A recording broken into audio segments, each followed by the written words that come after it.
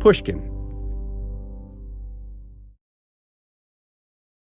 It's always sort of dumb to pick a single moment when everything changed, but there actually was a moment when the American sports fan changed. It came in 1979, before the start of the baseball season. A writer named Dan Okrent taught a bunch of friends a weird new game he'd invented. Dan's game worked like this. The players each picked their own baseball team from the entire pool of real-life current baseball players. Your imaginary team gets credit for whatever those baseball players do in future real-life baseball games. You win by being the best at predicting what individual baseball players will do. This kind of game eventually got called fantasy baseball. Fantasy play spread to other sports. People sometimes bet money on their fantasy teams. They might pay a fee to enter a fantasy tournament, and the winner gets to keep the pot. But the money isn't really the point. The point is to spend all baseball season with your friends and your fantasy teams. But then in 2009, this company in Scotland gets created by some techies who aren't even interested in sports. FanDuel, it's called. These techies think they might find a way to make money off fantasy sports by speeding it up, by making it a daily competition. Instead of waiting all season to see who won your league, you pick your teams for a single day of games. Instead of one contest per baseball season, you have 162. What they found very early on as they tested their product, they showed kind of an early version of daily fantasy sports to users. This is Albert Chen, sports writer, author of a book about all this called $1 Billion Fantasy. And they showed it to a guy in sort of like this focus group, and he's like, yeah, this looks like, a daily version of fantasy sports that my 13-year-old would play. And then they were like, well, what if you could actually win some money off of this? And he was suddenly very interested in that. It's the money aspect. By 2012, millions of Americans are playing fantasy sports. Some guys in Boston create a second company called DraftKings to compete with FanDuel. Venture capitalists throw money at them. Before the 2015 NFL season, these two companies are outspending the entire beer industry on TV ads. I'm seeing these commercials that are appearing, and I would later learn at a rate of every 90 seconds. And it was just an avalanche of ads that were frankly terrible. Ads that looked like they were 3 a.m. infomercial hair club for men ads. They were testimonials. Best of all, you could win a shipload of money. Use promo code KICK to play and get free entry into the Millionaire Grand Final. Be crowned a fantasy football millionaire. Get to DraftKings.com. What these companies do is different from old-fashioned fantasy sports. Their games are fast. They're played not by friends in person, but by strangers online. And they involve serious money. These ads were about people who were making $10,000, $15,000, $1 million, and just like a lottery ticket, winning just an insane amount of money. So that caught my eye. That caught a lot of eyes, and not always the eyes the companies wanted to catch. They caught the eye of the law. People were wondering, how is this on my TV screens? Because sports gambling is illegal. And this sure smells like sports gambling, right?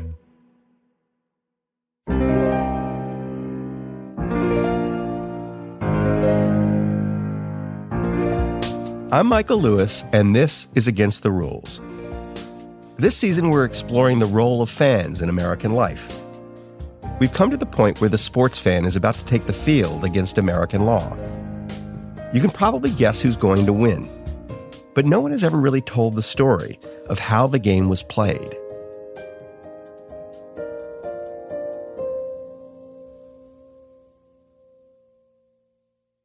A number of lawmakers start wondering, well, this feels like gambling.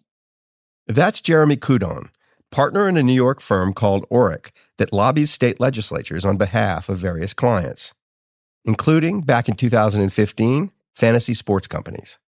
You're basically putting money down on something that involves an athlete, and you're getting paid back something if you win. That to us sounds like sports betting. So a number of state attorneys general issued opinions that these contests had to cease and desist.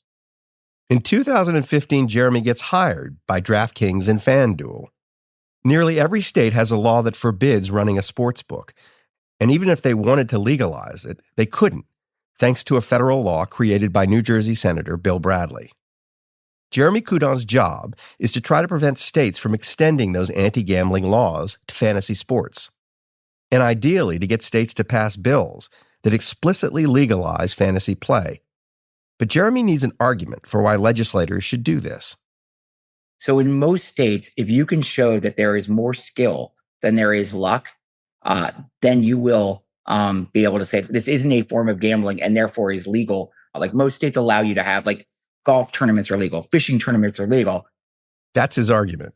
Fantasy sports are games of skill, more like fishing tournaments than playing the slots. To prove his point, he hires an economist. The economist runs some numbers to show that the best fantasy football players are better at building teams than any actual NFL general manager. Jeremy's argument raises at least one question. Why do states think that gambling is all luck? But let's leave that to one side, because Jeremy didn't have a lot of time for philosophy. He was in a hurry to flip a switch in as many states as possible. How'd you pick which states to start with? We were focusing on smaller legislatures at the time where this would be something that would interest them and that we would have time to actually pass it. Smaller legislatures. That was one trait that made a state open to a sales pitch. But there were other less obvious ones. I wanted to have male-dominated legislatures at the time because I felt like it would be easier to explain the issue. You actually thought of that it Yes. was going to be easier to sell this to guys than to women. I did, yes. Why? And why'd you think that? Because, some of the women, and look, there's a lot of women who are great with fantasy sports, I want to make clear. No, I understand. A lot of them were like, I have no idea what you're talking about. That just sounds like gambling. And with a lot of the men are like, oh no, I do fantasy sports. You're telling me this is gambling? There's no way this is gambling. I do this with my friends. Kansas is the first to explicitly legalize daily pay-to-play fantasy sports. Not obvious, right? I mean, in fact, pretty random. If you had to guess which state would be the first to let its citizens off any leash, Kansas isn't who you'd pick. Once he has Kansas in the bag, Jeremy persuades 22 more states to pass laws allowing fantasy sports. After he's finished, the color-coded map of where fantasy is legal will look nothing like the usual red and blue political maps we spend our lives staring at. For example, both Arkansas and New York will allow fantasy sports, but both Hawaii and Idaho will forbid it. And when Jeremy's done, 23 otherwise unrelated states will share one very important thing in common. They will all have legalized fantasy sports, which suggests they might be game to legalize some other stuff.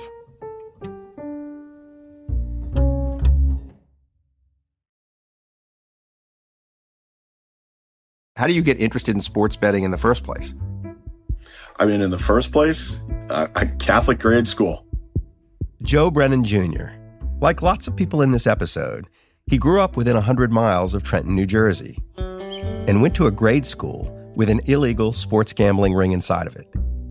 The first time I actually saw one of the classic NFL parlay tickets that you see get handed out, that white parlay tickets, was in the second grade. And then the first one I played was in the fifth grade. Joe grows up. In the early 2000s, goes to work for an internet company. The internet's new back then, and people are wondering what other people might want to do on it. Joe thinks one thing they might want to do? Gamble on sports. A service illegal to provide almost anywhere outside of Nevada. Sports betting was always referred to, at least in gaming and gaming politics, as the third rail of gaming politics. That it was verboten. Don't even get into a discussion of it. That's partly because of Senator Bill Bradley's law. Well, by now, most people have forgotten that it's Bill Bradley's law. They just call it by its acronym, PASPA. PASPA's been the law of the land for a long time. Everyone seems to be for it. and no one seems to be against it. The NFL, the NCAA, the NBA, Major League Baseball, every major sports institution in America says sports gambling is evil. Joe doesn't care. He sees a business opportunity. He raises some money, creates a firm to lobby for change. And the change starts the way it always starts in Washington, with panel discussions.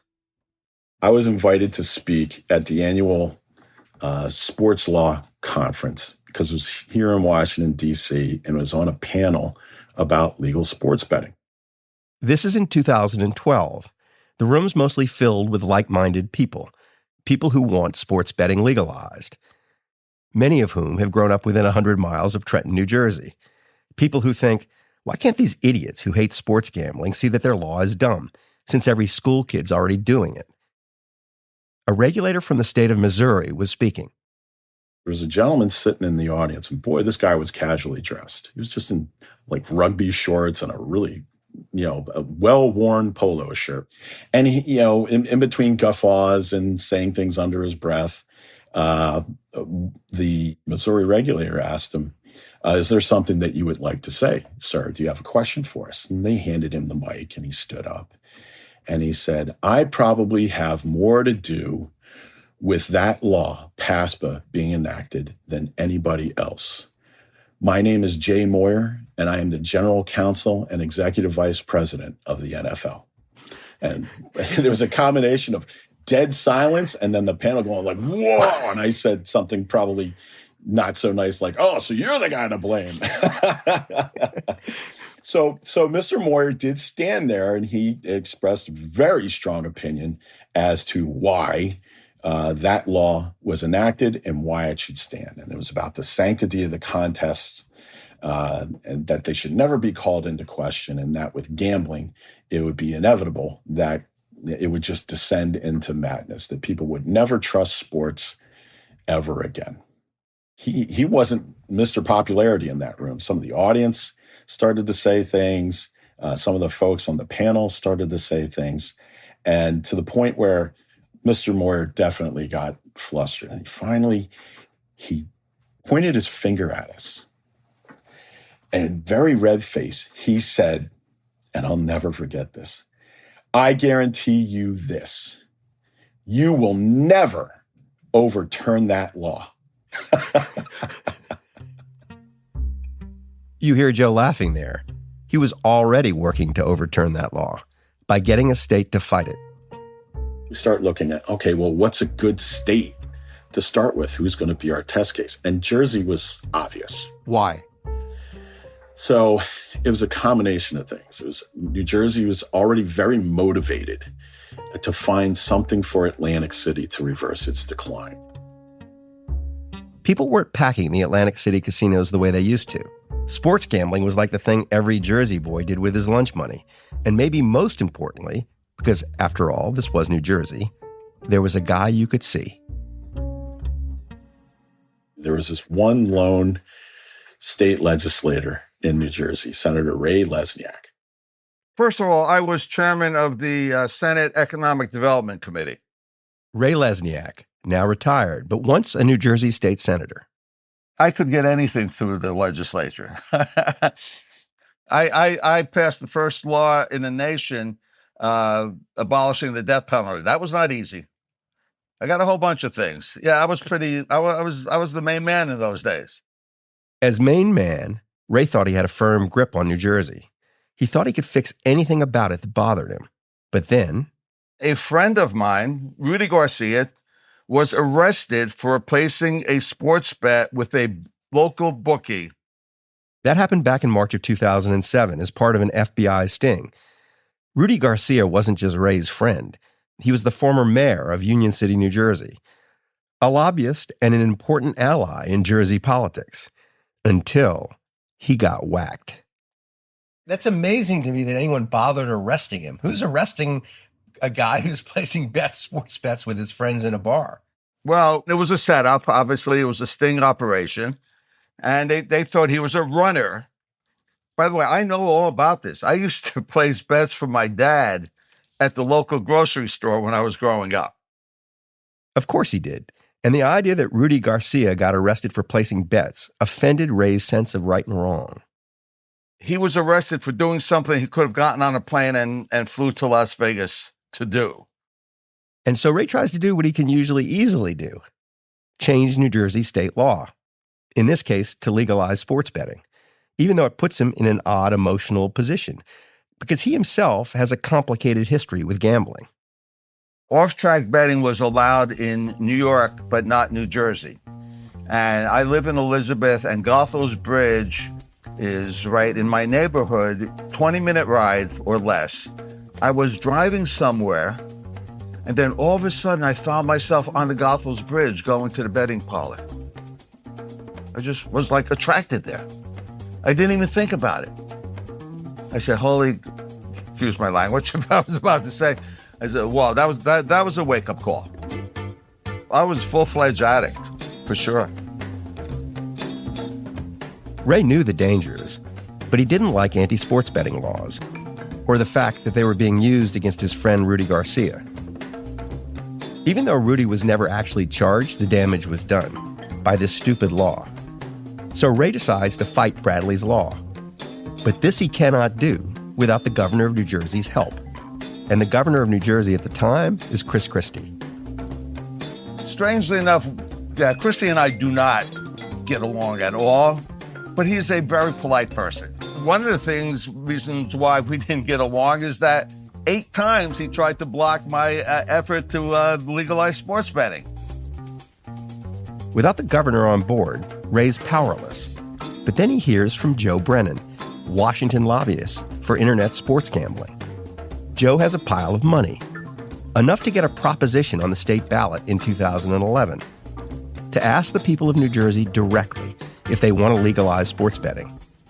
And you can guess what they decided. Folks in the state of New Jersey voted yesterday to legalize sports betting. The referendum's just for show. It has no legal effect. But still, 2/3 of the voters in New Jersey vote to legalize sports betting. And how could they not?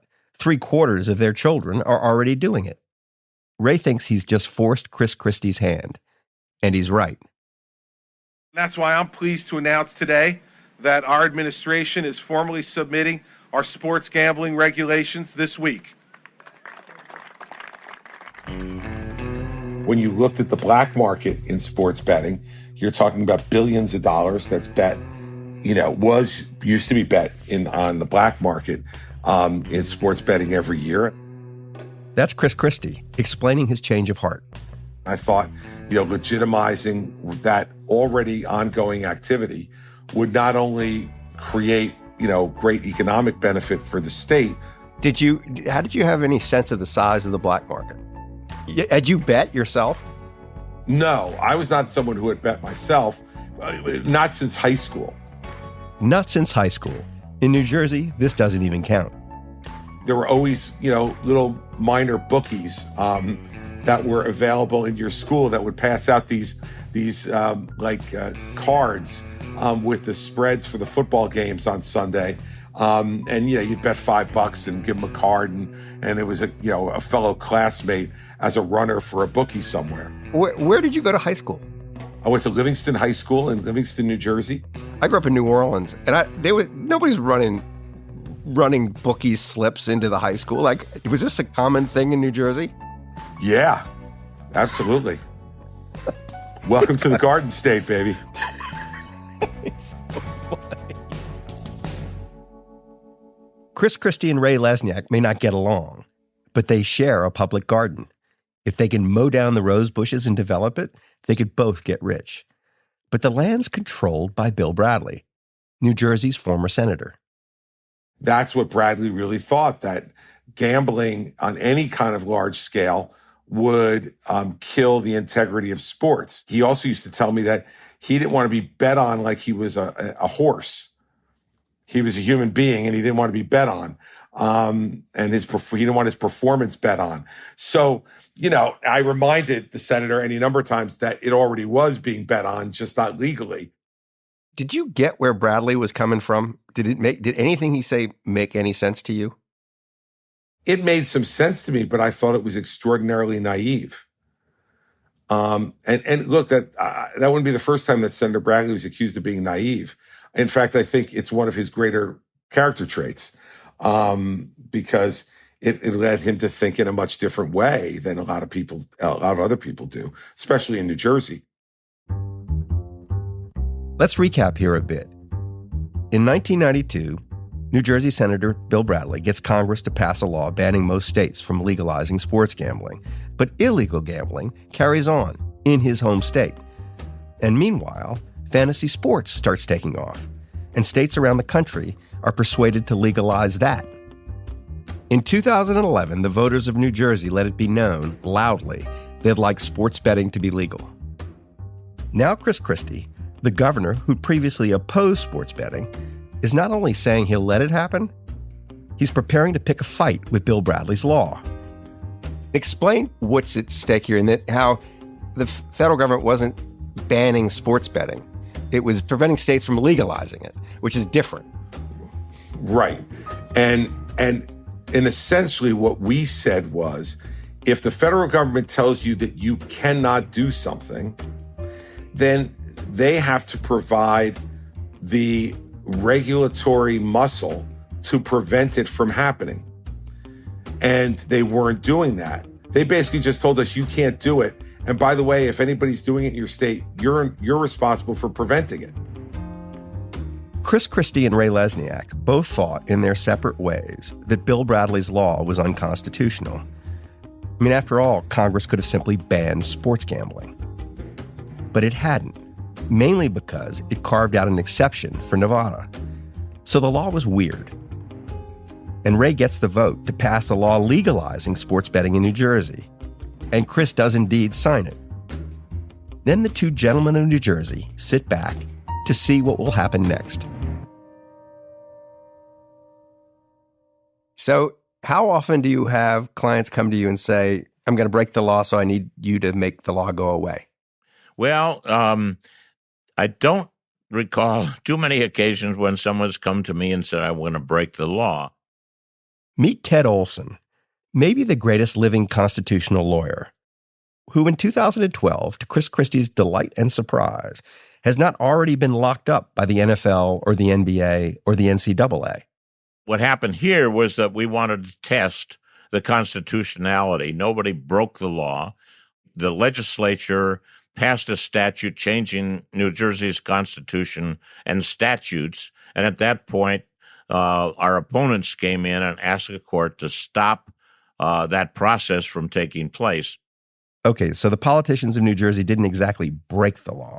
They passed a law that broke the law, knowing that they'd be sued by everyone who liked that law, and knowing that Ted Olsen was just the guy to fight back.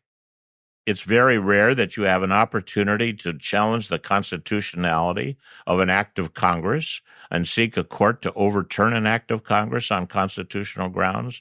This was one where there was not much precedent. By the time you come to challenge this law, it's 20 years old. How unusual is it for a law to sit there for that long before it's challenged? Well, it's very unusual. In the first place, the desire to pass this statute was perceived as doing good, to stop people from betting on sports, stop the potential corruption of athletes and the temptations that might be put before them through money. Nobody challenged it. Why is the Supreme Court going to get involved in that now? But the Supreme Court's been drifting in a new direction for a while. And Ted Olsen has helped it to drift. His fingerprints are all over the black robes. Back in the early 1980s, along with a bunch of law students, Ted helped to foster something called the Federalist Society. And the Federalist Society then evolves into sort of a farm team for the Supreme Court. Justices Samuel Alito, Brett Kavanaugh, Neil Gorsuch, and Amy Coney Barrett are all members. So Ted Olsen not only knows them, they're all in the same club. That's one reason you hire Ted Olsen to argue your case. His presence alone signals to the Supreme Court that this case might be worth having a look at. It's like having Brad Pitt attached to your movie. This case interests you. How do you decide how to argue it? Like, if you just kind of take me inside your process. The federal government, in this case, had the power to regulate gambling. It could regulate gambling under the Interstate Commerce Clause, if it was commerce, and it certainly was. But the Congress did not choose to do it that way. It said states may not authorize or permit gambling on sports. So in other words, what Congress was doing was, we want to prohibit this activity, but we want the states to do it.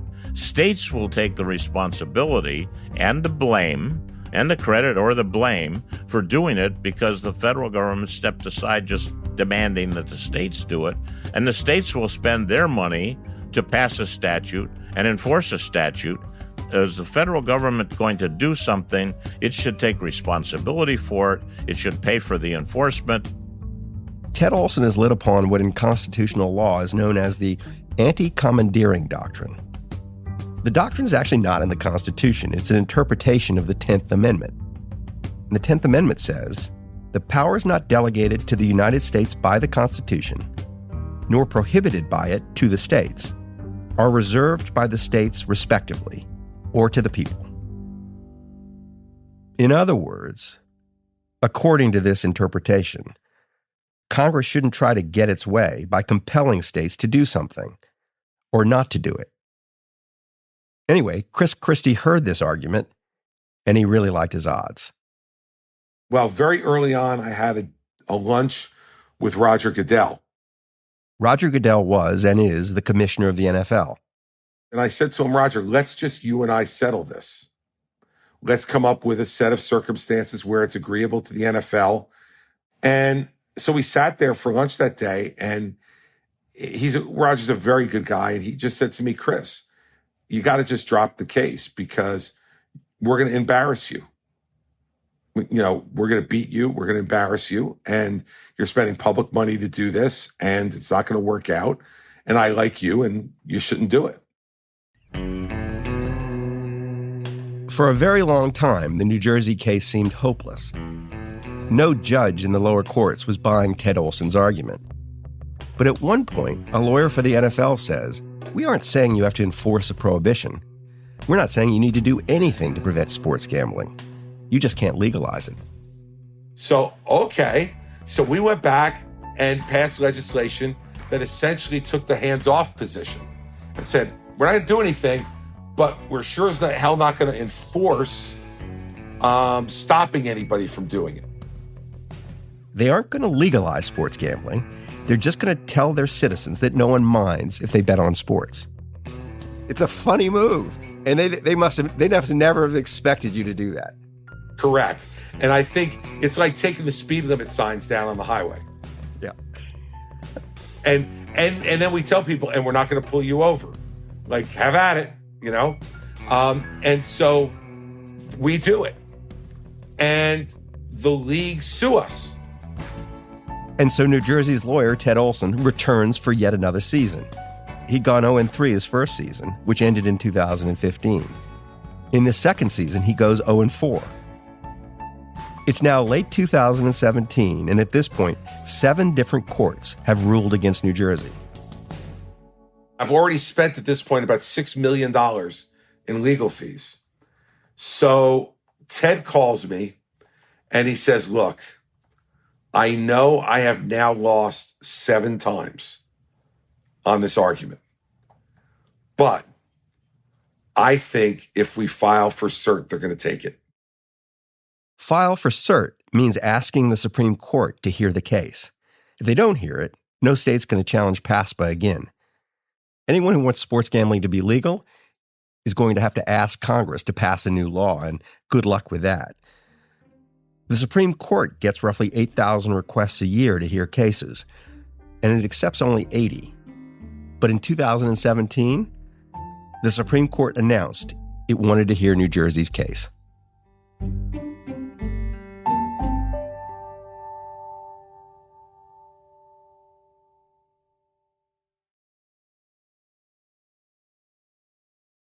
I think the 1980s and 1990s, the Supreme Court rediscovers what it calls federalism.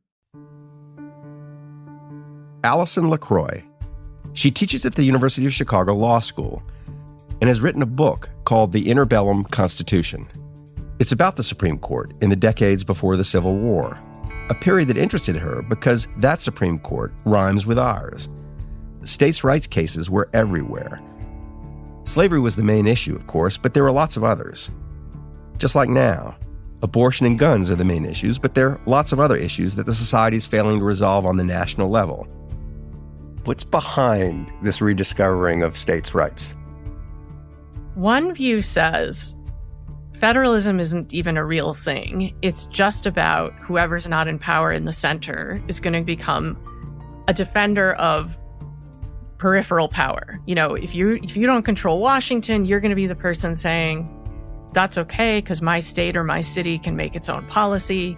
And there's no there. It's just a kind of dynamic and decentralization versus centralization. There's another way to put this, that states' rights isn't some abstract principle. It's just camouflage for your desire for some concrete outcome. But Olsen thinks it's deeper than that. I think what's behind the resurgence of states' rights is it's a forum or a kind of crucible to have deep existential arguments, especially when the political system, as in the partisan system, seems to not be functioning. Because federalism lets you kind of go outside parties, or seem to, and say, no, I'm talking about this deep constitutional structure. In other words, we're seeing a rise in these sorts of cases because Congress has lost its ability to resolve disputes. Sports gambling is sort of an example of this, because back when he introduced his bill in the early 90s, Bill Bradley was unable to get Nevada to go along all the way with him. So he was forced to propose this weird law, which rather than banning the thing outright, just tells states they can't legalize it. Any federal law that shackles states in this way was bound to catch the eye of a Supreme Court skeptical of federal authority. And so it feels like there's this through-line theme connecting a lot of the cases. But it's also funny. I mean, this goes to the question as well, which is the court is not hostile to federal power especially when the federal power at stake is the court's own power. They have this way of talking about themselves or not talking about themselves and implying that they're not one of the branches of the federal government. Like they're just there again as the umpire. Oh, yay, oh, yay, oh, yay. You're standing at a podium looking at the Supreme Court. They are arrayed, all 9 of them, in something close to an arc, so that the justices, and they're arranged in order of seniority. By that day, December the 4th, 2017, Ted Olsen had already argued 62 cases before the court. This would be his 63rd appearance. The Chief Justice is probably 6, 7, 8 feet from the podium where you're standing. You stand still, you don't move about, and you stand up straight and address the court as much as you can. New Jersey Governor Chris Christie was in court that day watching.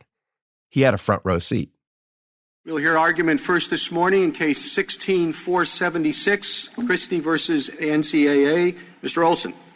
Thank you, Mr. Chief Justice, and may it please the court. That's how Ted Olsen began.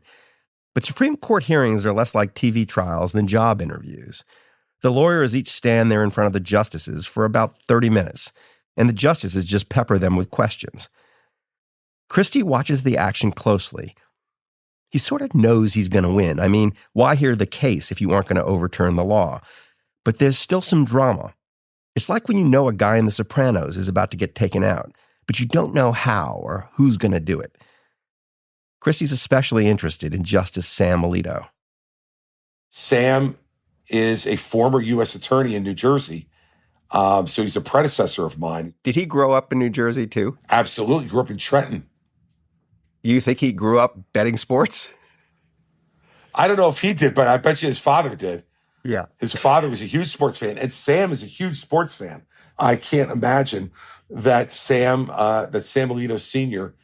Did not, put a couple of bucks down every once in a while on a Phillies or an Eagles game. He can't imagine that Sam Jr. won't play the starring role in this Jersey show.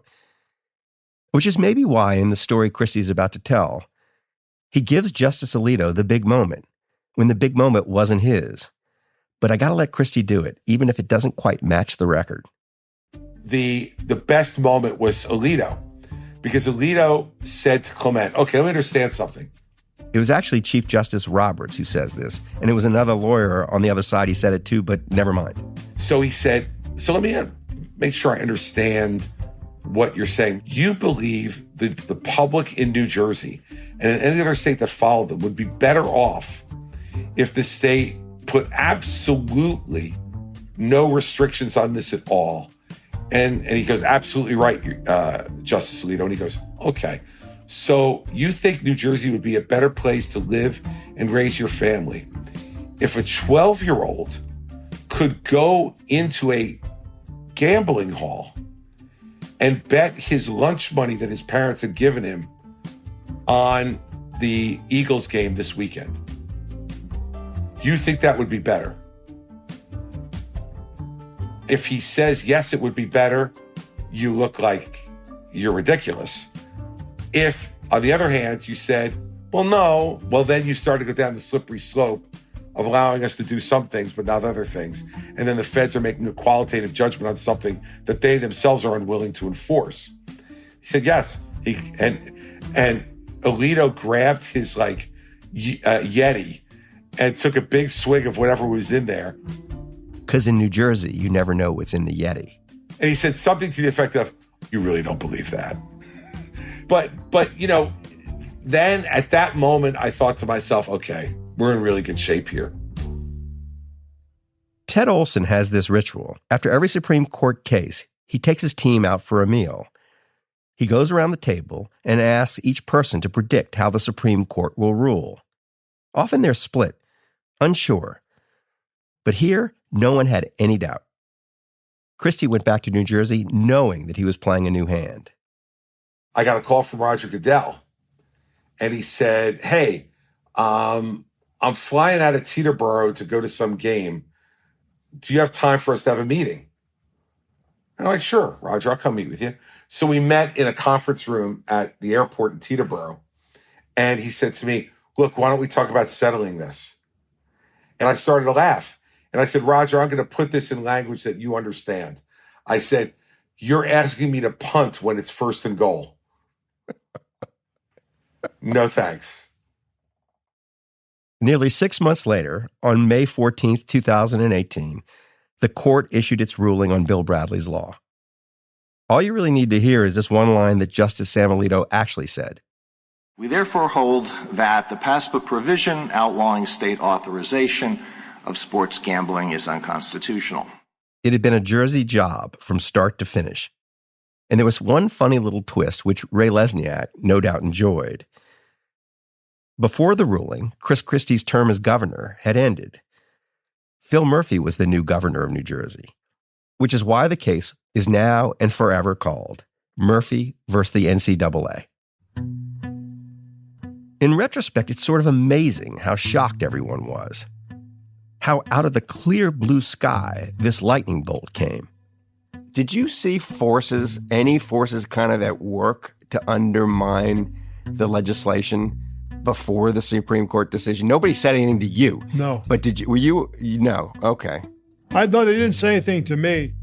That's former New Jersey Senator Bill Bradley, who you might have thought would have seen the writing on the wall. But you didn't see the Supreme Court decision coming. Absolutely not. I was totally blindsided. And the people with the greatest financial interest in the case, the companies positioned to dominate the new sports gambling industry, they hadn't seen it coming either.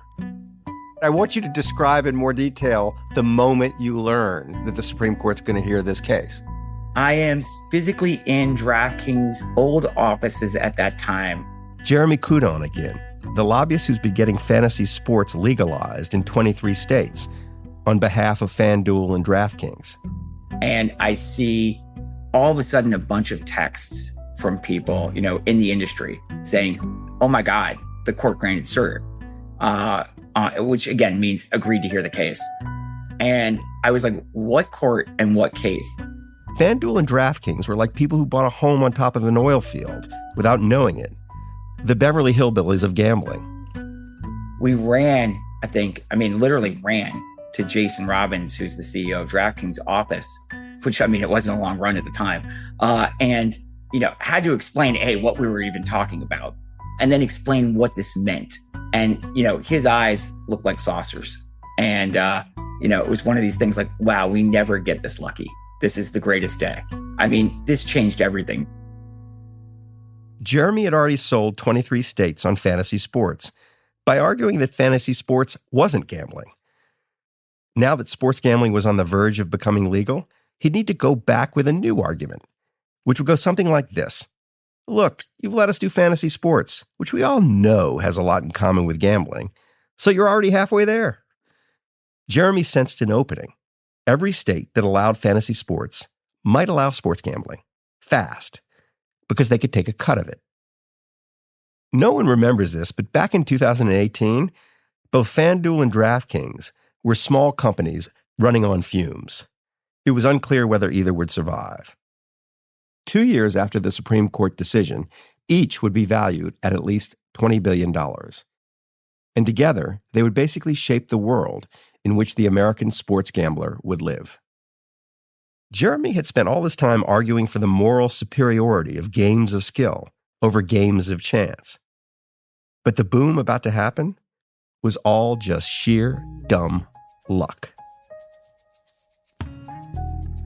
In part 2 of this season, we're going to explore the soul of the new machine, this vast new gambling industry that through sports is changing our culture. I don't know anybody who's ever been in gambling and thought they were a better person for it. Do you have any interest in golf? No, I've never watched golf. Do you know how many holes there are? 9? Actually, 18. I thought I got that right. And I remember having like $30,000 on that front seat and being like, oh my God, so much money. In cash. In cash. That's all still to come. But first, I want to let you listen in for longer on some of the conversations we've had for these episodes. We usually talk to people and then just use bits and pieces of what they tell us. But I'd like you to hear more of it, about the sociology of fandom, about federalism, about politics.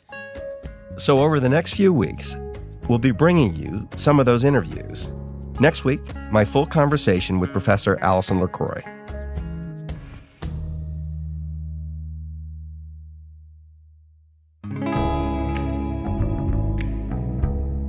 Against the Rules is written and hosted by me, Michael Lewis, and produced by Lydia Jean Cott, Catherine Girardeau, and Ariella Markowitz.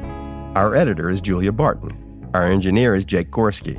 Our music was composed by Matthias Bossi and John Evans of Stellwagen Symphonette. Our fact-checker is Lauren Vespoli. The Supreme Court audio in this episode comes from oye.org. Special thanks to a few more folks who made this season of Against the Rules possible. Jacob Weisberg, Greta Cohn, Sarah Nix, Christina Sullivan, Carrie Brody, Eric Sandler, Kira Posey, Jordan McMillan, Jake Flanagan, Owen Miller, Sarah Bruguiere, Jacob Goldstein, and Sophie Crane. Against the Rules is a production of Pushkin Industries. To find more Pushkin podcasts, listen on the iHeartRadio app, Apple Podcasts, or wherever you listen to podcasts. And if you'd like to listen ad-free and learn about other exclusive offerings, don't forget to sign up for a Pushkin Plus subscription at pushkin.fm/plus or on our Apple show page.